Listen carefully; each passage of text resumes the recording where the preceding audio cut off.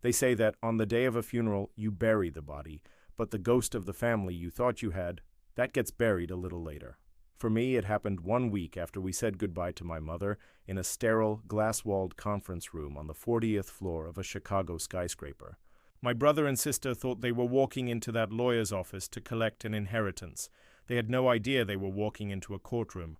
They didn't know that my mother, even in death, would be the judge, and they were the ones who had been on trial for years, and the verdict was about to be read.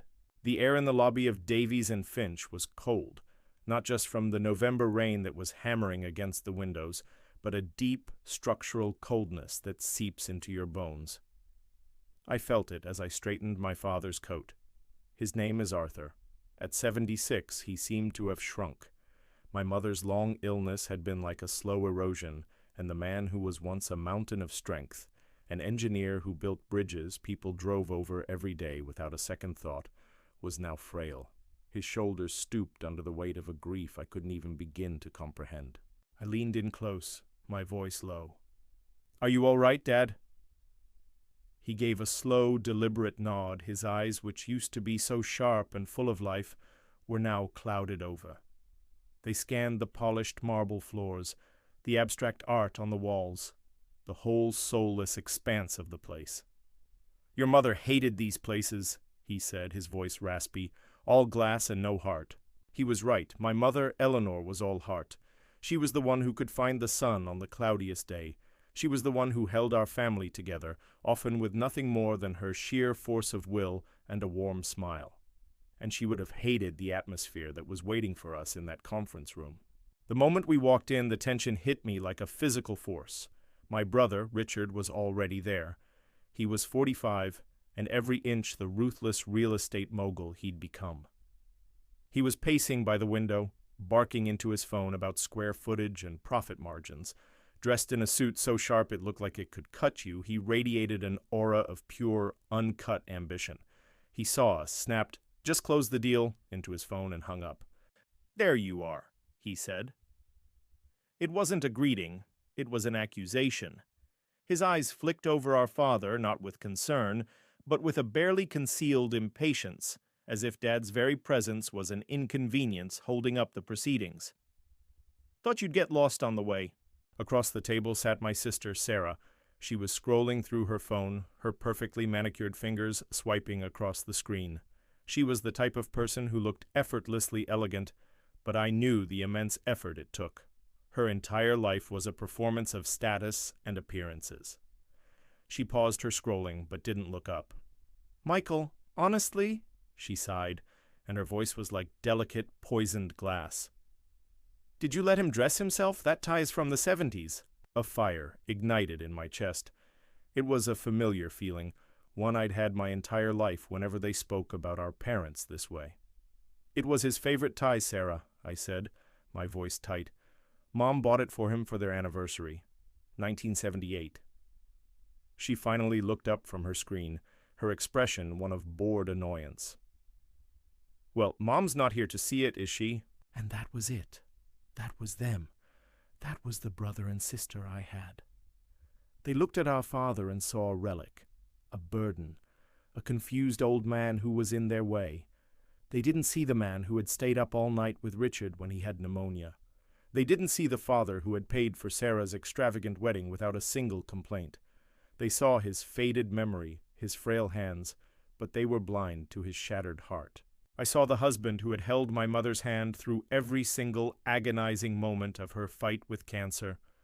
The man who learned to cook her favorite meals, who read to her for hours when her eyes grew tired, who slept in a chair by her bedside for the last 6 months of her life. They had conveniently forgotten all of that. Their memories, it seemed, were far more selective than my father's. Dad didn't seem to hear them, or maybe he'd just learned, after so many years, to let their words wash over him. He shuffled to the chair at the head of the table and sat down heavily, his gaze fixed on some point in the distant Chicago skyline. Richard and Sarah exchanged a look. It was a glance I knew well. It was their silent agreement, the one that said, "See? He's not even all there. This will be easy." Just then, the door opened and Mr. Davies walked in. He was in his late 60s, a kind, solemn man who had been our parents' lawyer and friend for over 30 years. He'd seen all of us grow up. His eyes met mine with a flicker of understanding before he gave my father a quiet, respectful nod. He placed a thick, leather-bound folder on the polished mahogany table. The sound it made was definitive, final. "Richard, Sarah, Michael," he began, his voice filling the charged silence. "We are here today to read the last will and testament of your mother, Eleanor Rose Miller." Richard leaned forward in his chair, the mask of civility slipping to reveal the hungry glint in his eye. Sarah finally put her phone away, her face a carefully constructed mask of somber interest. The stage was set. The audience was seated. Outside, the sky was a bruised purple, and the rain began to fall with a new intensity, as if the heavens themselves were about to weep for the storm that was about to break inside that room. Mr. Davies put on his reading glasses, and the rustling of the thick parchment was the only sound. It sounded like dry leaves skittering across pavement. He started with the usual legal preamble, his voice a steady, dispassionate drone. Richard began tapping his fingers on the table, a frantic, impatient rhythm that echoed the greed in his heart. The first bequests were small, personal, and they felt like little echoes from my mother. Her collection of classic literature, Dickens, Austen, Twain, was left to me. My throat tightened. I could almost smell her library, the scent of old paper and the lemon polish she used on the wooden shelves. I remembered her reading Great Expectations to me, her voice bringing the characters to life. I looked over at my father and saw a single tear trace a path down his wrinkled cheek. He was there, too, in that memory. Sarah was bequeathed our mother's jewelry. A slight, satisfied smile touched her lips. She wasn't thinking of the moments Mom wore that pearl necklace or those diamond earrings. She was thinking of the appraisal value. I knew her. She was already mentally converting her mother's sentiment into cash. Richard was to receive our father's collection of vintage watches. It was a strange clause to come from our mother, but it was a smart one. It was a valuable collection, and giving it to Richard was a gesture, a token to keep him satisfied. "A nice start," Richard murmured to Sarah, leaning back in his chair. He was confident now. He believed the rest of this was just a formality, a simple, profitable division of assets. As Mr. Davies continued detailing a few minor charitable donations Mom had arranged, I could see the exhaustion finally catching up with my father. His eyes, which had been fixed on the window, began to droop. His head nodded forward, and he let out a soft, rattling snore. He was asleep for only a second before his head snapped back up, a little confused. Sarah let out a short, cruel laugh that cut through the room. "Look at him," she whispered loudly. "Can't even stay awake to find out how rich he's about to not be." Richard chuckled along with her, a low, ugly sound. "Let the old man sleep, Sarah. It's better he doesn't have to deal with the numbers anyway. All those zeros would just confuse him." "That's enough," I snapped, my voice coming out like a whip crack. "He just lost his wife of 50 years. Show some damn respect." Richard just waved a dismissive hand, the picture of arrogance. "Oh, relax, Michael. Don't be so sensitive. We're just being realistic. You know as well as I do that he hasn't been the same for years." That's when Mr. Davies stopped reading. He paused, lifting his head and looking directly over the rim of his glasses. His gaze was calm, but it was as sharp as a shard of ice. He looked at Richard, then at Sarah, and held their gaze for a moment longer than was comfortable. He didn't say a word. He didn't have to. The silent, powerful rebuke hung in the air, and for the first time, my siblings had the decency to look away. The room fell quiet again. The only sound was the incessant drumming of the rain against the glass, like nature's own impatient fingers. Mr. Davies cleared his throat, the sound unnaturally loud in the silence.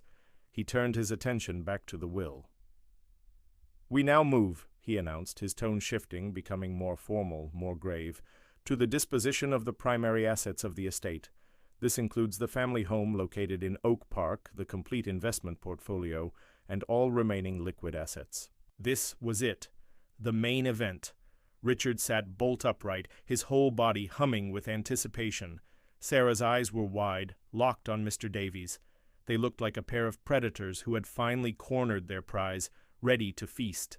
They were so sure, so certain, that they knew exactly what was coming next. They had absolutely no idea they were the ones who had been caught in a trap, one that had been carefully and quietly set for them years ago. The atmosphere in the room changed. It was like all the air had been sucked out. Mr. Davies read through the inventory of assets, and his voice was a flat, unemotional list of my parents' life's work. The house, the one I grew up in, the one where my father had carried my mother over the threshold 50 years ago, was worth over $1 million. The investment portfolio, which my mother, a former accountant, had managed with meticulous care, was substantial. I could practically feel the greed radiating from my brother. He was doing the math in his head, his eyes gleaming. Richard couldn't contain himself. "As per the standard division between the three of us," he began, his voice slick with entitlement. Mr. Davies held up a single, commanding hand. "Please, Richard, allow me to finish." He turned to the final page of the will. I could see from my angle that it was different from the others. The formal, typed script of the legal document was gone. In its place was a full paragraph, written in my mother's elegant, cursive handwriting. It was a codicil, an addendum, properly signed and witnessed, and it was her voice, her final word. "I will now read this final section, which was written by Eleanor herself, verbatim," Mr. Davies said, and for the first time a hint of emotion entered his voice. He took a deep breath and began to read. I felt like I could hear her in the room, her calm, steady voice, the one that could soothe any storm. He read, "To my children. These last few years have been a challenge, but they have also been a source of great and painful clarity. They have shown me what truly matters at the end of a life: loyalty, kindness, and unwavering love. I have watched, I have listened, I have observed how each of you has carried yourselves, not just in your dealings with me, but more importantly, in your dealings with the man I love more than life itself, your father." I saw Sarah shift uncomfortably in her leather chair, Richard's brow furrowed in confusion. This wasn't part of their script. Mr. Davies' voice grew stronger, resonating with the full weight of my mother's final, powerful words. "Therefore, after much consideration, with a heart full of love for all of you, but with a mind that is completely sound and clear, I hereby direct that my entire estate, every stock, every bond, every dollar in savings, and the deed to our family home, shall not be divided at this time. Instead, all assets, without exception, are to be placed into a newly formed legal entity, the Eleanor Rose Miller Revocable Trust." A thick, confused silence fell over the table. A trust? What did that mean?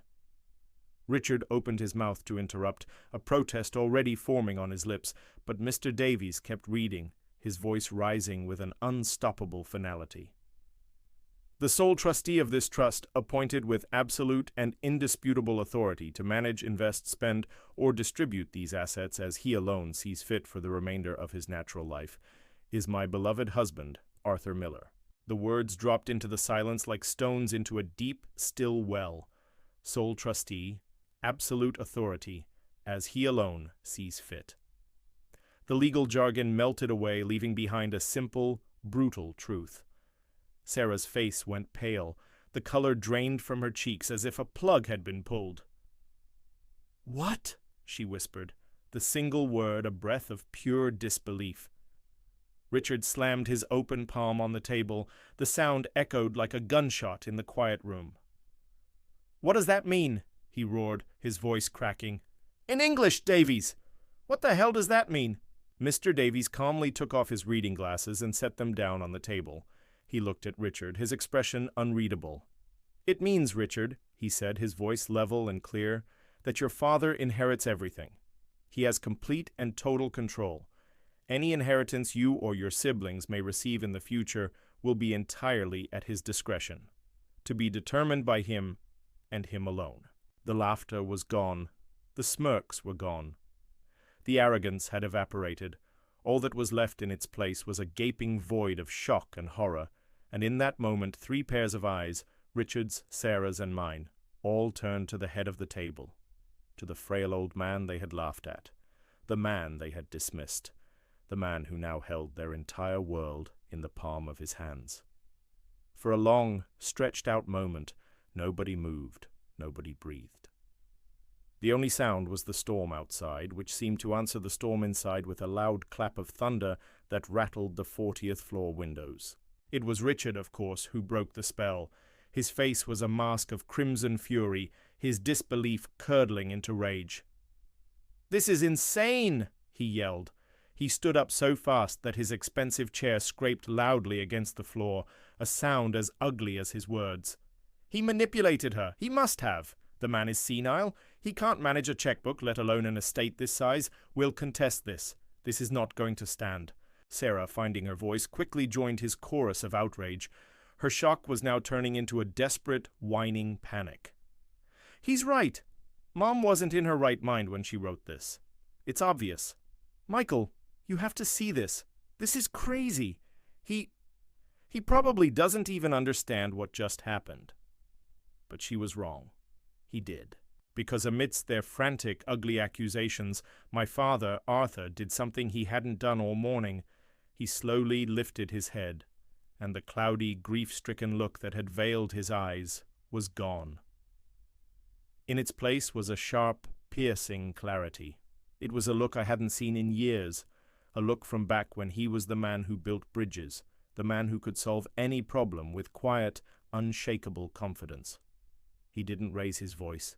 He didn't have to. He simply looked at them. First his gaze fell on Richard. He held it, steady and unwavering, as my brother's tirade faltered, the words dying in his throat. Then his eyes moved to Sarah.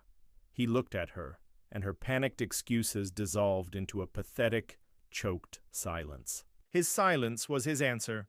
It was a silence that was louder than all of their shouting.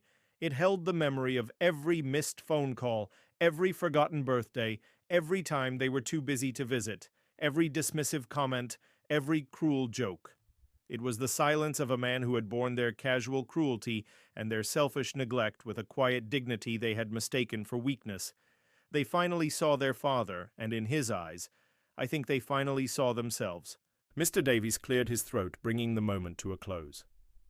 "I can assure you both," he said, his voice firm, "the will is ironclad.